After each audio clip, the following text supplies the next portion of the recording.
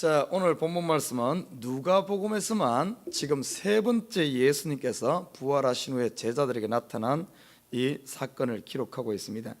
우리가 잘 아는 첫 번째 예수님께서 부활하신 후에 나타난 사건은 무덤에서 여인들에게 나타나시고, 두 번째는 지난 새벽에 살펴보았듯이 엠마오로 가는 두 제자에게 직접 나타나시고, 그리고 오늘 본문에 보면은 11 제자가 다락방에 문을 닫고 숨어 있을 때 예수님께서 친히 그 가운데 나타난 사실을 보게 됩니다.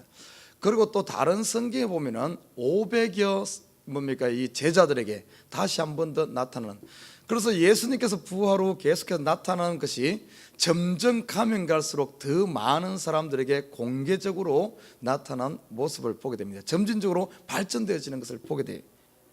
자, 부활 후에 예수님께서 계속해서 이렇게 제자들에게 나타났다가 사라졌다가 나타났다가, 그리고 40일 동안 제자들에게 이렇게 한 사실은 예수님께서 부활하신 것이 그냥 이렇게 만들어낸 거라든지 이것이 아니라 확실하게 살아나신 것을 보여주는 사건임을 볼 수 있습니다. 자, 오늘 본문에서도 몇 가지 소개되고 있어요. 예수님께서 나타나셨을 때 많은 사람들이 11 제자가 어떻게 생각했는가 하면 37절에 보면 저희가 놀라고 무서워하여 그 보는 것을 영으로 생각했다 그랬어요. 다른 성경에서는 영, 아니면 어떤 이 실질적인 모습이 아니라 영으로 생각했습니다. 그때 예수님께서 어떻게 하셨는가 하면은 영이 아니고 실질적으로 죽었던 그 예수님이 살아난 것을 보여주기 위해서, 영은 살과 뼈가 없지만은 이 육은 살과 뼈가 있는 것을 보여주면서 예수님께서 직접 손과 발을 그들에게 보이신 사실을 보게 됩니다. 다른 성경에서는 도마보고 와서 만져보라 이렇게 이야기하고 있어요. 그뿐만 아닙니다. 뒤에 보면은 구운 생선을 달라고 했고 먹을 것을 달라고 해서 직접 잡수시는 이 모습을 보게 됩니다. 그래서 영이 아니라 실질적으로 나타난 모습. 그런데 이 예수님 부활한 이 모습은 어떻게 보면 공간의 제한을 받지 않습니다. 왜냐하면 제자들이 문을 닫고 있었는데 그들 중에 갑자기 문을 열고 들어온 것이 아니라 갑자기 나타난 사실, 그리고 살과 뼈가 있고 음식을 잡수시는 이런 모습으로 예수님께서 나타나셨어요. 자, 나타나시는 오늘 이건 신학적인 예수님의 부활체가 어쩌냐, 이 신학적인 논쟁을 하고자 하는 것이 아닙니다. 오늘 여기서 이렇게 잡수신 모습이라든지 살과 뼈에 대해서 이야기하는 이것은 제자들이 의심하기를 이것이 영이 아닌가, 그들이 잘못 보는 것이 아닌가, 이런 거에 대한 예수님께서 그게 아니라 실질적으로 예수님께서 영이 아니라 실질적으로 부활했다는 사실을 보여주기 위해서 확정적으로 이렇게 나타난 사실을 보게 됩니다. 자, 예수님께서 부활하셔서 제자들에게 제일 먼저 하신 말씀이 오늘 36절입니다. 친히 그 가운데 서서 가라사대 때 너희에게 평강이 있을지어다. 자, 그 당시 지금 제자들의 마음 상태는 평강이 아닙니다. 어떻겠어요? 3년 동안 그들의 모든 것을 바쳐서 따라다닌 예수님이 십자가에 못 박히고 어떻게 보면 패배인 것 같고, 그들 마음속을 주장하는 이 마음은 낙심과 좌절이 아니겠습니까? 두려움 아니겠습니까? 패배의식 아니겠습니까? 그런데 이들에게 예수님께서 제일 먼저 그들에게 전한 소식이 평강이 있을지어다. 이 평강이란 말은 히브리어로 샬롬 그럽니다. 샬롬. 이 샬롬이란 말은 제가 전번에 한번 설명했듯이 완전한 전쟁에서 완전한 승리 후에 찾아오는 참된 평화, 이것이 바로 샬롬입니다. 예수님께서 제자들에게 샬롬의 인사를 한 이유는 이제는 전쟁이 끝났다는 겁니다. 그리고 이제는 완전한 승리했다는 사실입니다. 그 사실을 알고 있는 사람들에게는, 이 소식을 들은 사람에게는 그들 마음에 평강이 있지만, 이 소식을 듣지 못한 사람들에게는 제자들처럼 지금 어떻게 보면 방에 숨어가지고 낙심과 좌절과 두려움 가운데 있다는 거예요. 그래서 그 소식, 승리의 소식과 전쟁이 끝났던 이 소식을 제자들에게 제일 먼저 알려준 사람이 누군가 하면은 바로 부활하신 예수님이 이 전쟁 끝난 소식을, 이 복음의 소식을 알려준 거예요. 그리고 너희는 앞으로 이 소식을 온 만 백성에게 전가하라. 왜냐하면 이 소식을 아는 사람은 평강이 있을 것이고, 이 소식을 모르는 사람은 항상 죄와 죽음에 두려움에 사로잡혀 살게 될 것이라는 것을 보여주는 겁니다. 예수님께서 부활하심으로 말미암아 이제는 죄의 값을 치르고 그리고 사망의 권세를 깨뜨리고 더 이상 사망이 우리 사람을 주장하는 것이 아니라 이제는 생명이 우리를 주장하는 이런 새로운 시대가 열렸음을 선포하는 말씀이 너에게 평강이 있을지어다 이 말입니다. 여러분에게 묻겠습니다. 여러분 마음에 평강이 있습니까? 혹시 여러분 마음에 평강이 없고 근심과 걱정과 두려움에 사로잡혀 있다면 오늘 복음의 소식을 듣고 예수님 부활하신 이 소식을 듣고 마음에 믿으시길 주님으로 부탁드립니다. 그런다면 여러분은 죽어도 사는 자야. 지금 죽어도 사는 자야. 여러분 지금 실패한 자 같으나 여러분 승리한 자인 줄 믿습니다. 왜? 예수님께서 그렇게 하셨기 때문에. 저와 여러분이 예수님을 믿는다 이 말은 내가 예수와 연합되어지고 예수와 하나 되어진 것을 말하고 있어요. 예수님께서 십자가에 못 박힐 때 우리의 죄도 십자가에 못 박혔습니다. 그래서 더 이상 우리 죄를 세상이 아니면 사단이 우리의 죄의 값을 요구할 수가 없어요. 왜? 그 값이 벌써 십자가에서 치러졌기 때문에. 우리는 더 이상 빚쟁이가 아닙니다. 아담 이후에 범죄한 그 죄의 값은 사망인데 아담 이후에 범죄한 모든 인간의 죄값을 예수님께서 치렀기 때문에 우리는 더 이상 빚쟁이가 아니라 우리는 자유인이라는 사실이에요.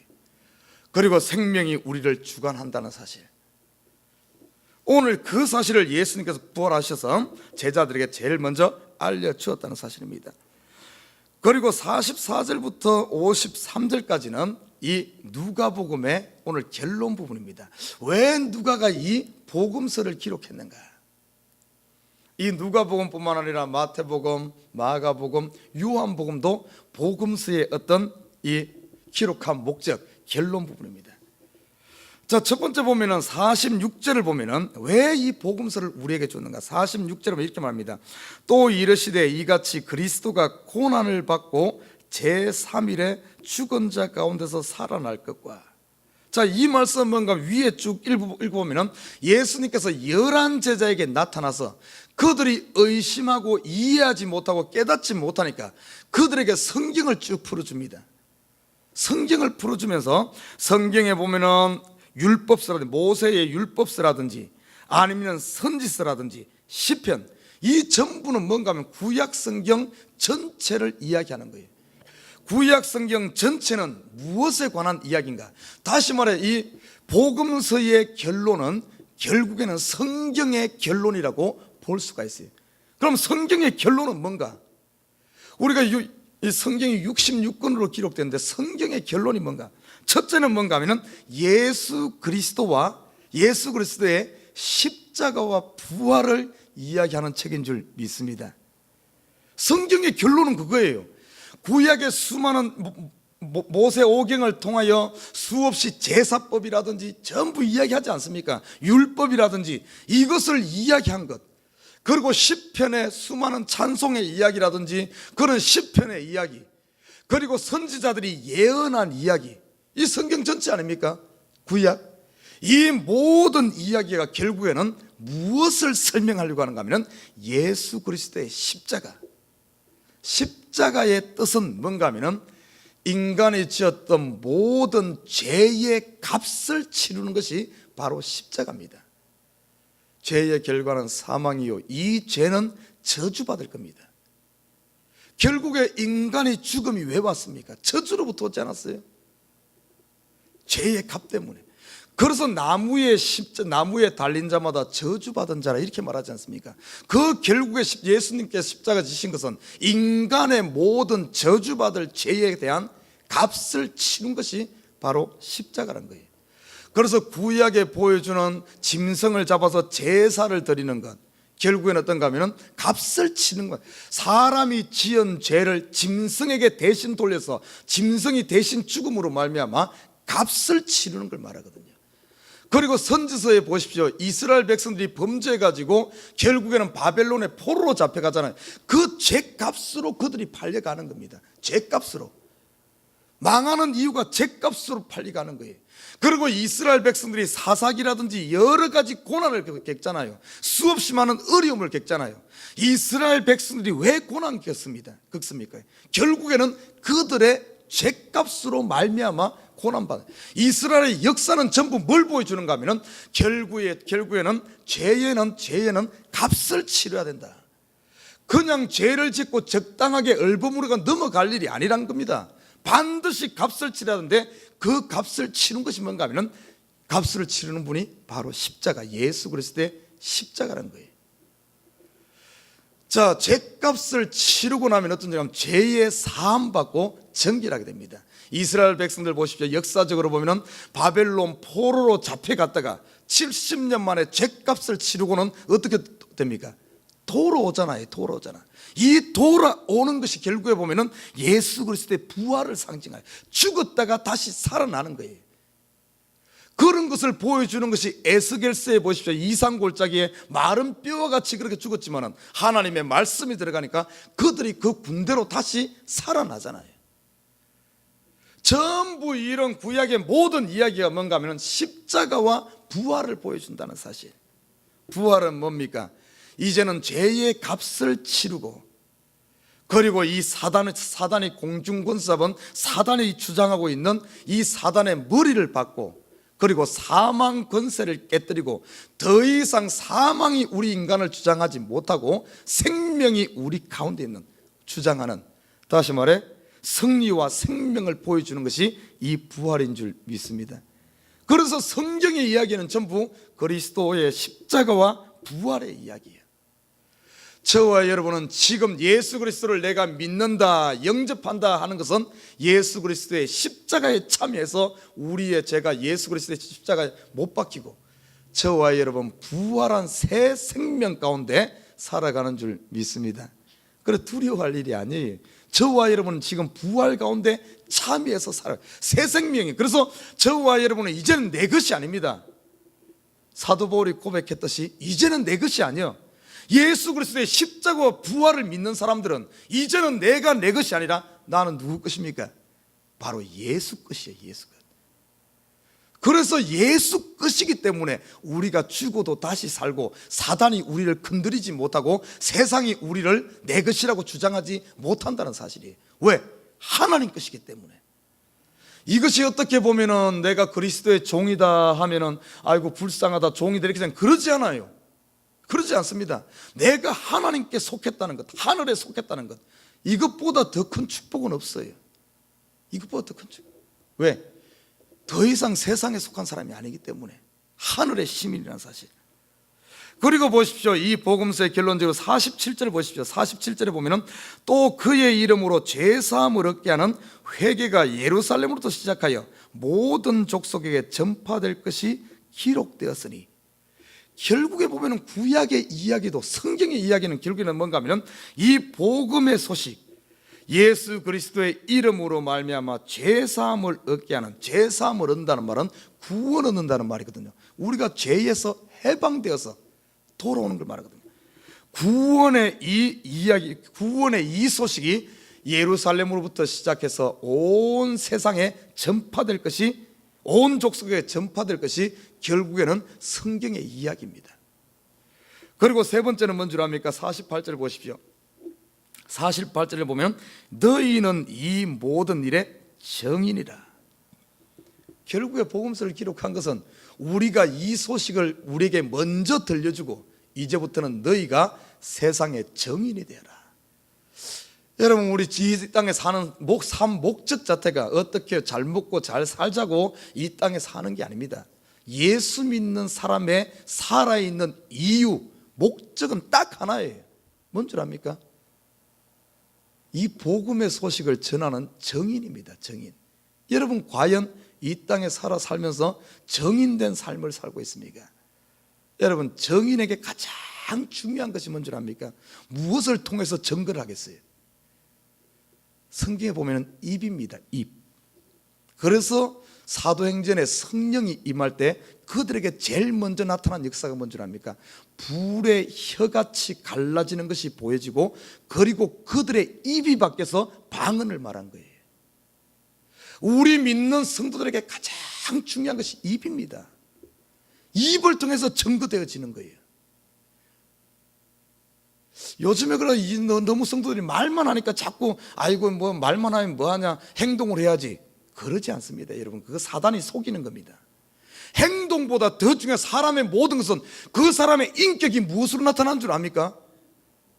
그 사람의 인격이 무엇으로 나타나요? 저 사람이 배운 사람인지 안 배운 사람인지 좋은 사람인지 나쁜 사람인지 저 사람의 모든 것이 전부 무엇으로 나타나요? 요 입으로 나타나는 거예요. 입으로. 제일 먼저 나타나는 게 입입니다. 입이에요. 이 복음에서 입이 그만큼 중요해. 그런데 우리가 어떻습니까? 과연 우리의 입술이, 우리의 입이 과연 정인의 삶을 살고 있습니까? 과연 우리의 입에서 그리스도를 증거하고 있습니까? 하나님을 찬양하고 있습니까? 서로 위로하고 세워주고 있습니까? 복음의 소식을 전하고 있습니까? 그러지 않으면 우리 입을 통하여 참으로 그리스도를 부인하고 있지는 않지. 성경에서는 그래서 뭐라고 말하는 줄 압니까? 우리가 한 모든 말에 대해서 하나님께 심판하시겠다고 이렇게 말하고 있어요. 참 중요해요. 이것이. 이거는 혀는 어떻게 보면 우리가 다스릴 수가 없어요. 내 속에 있는 것을 그대로 나오기 때문에. 내 속에 있는 것이. 그래서 야고보서 같은 경우에 뭐라고 합니까? 이 혀는 불이요, 불의의 세계라. 다른 모든 짐승과 모든 것은 다 컨트롤할 수 있지만은 요 입만은 되지 않는다는 거예요.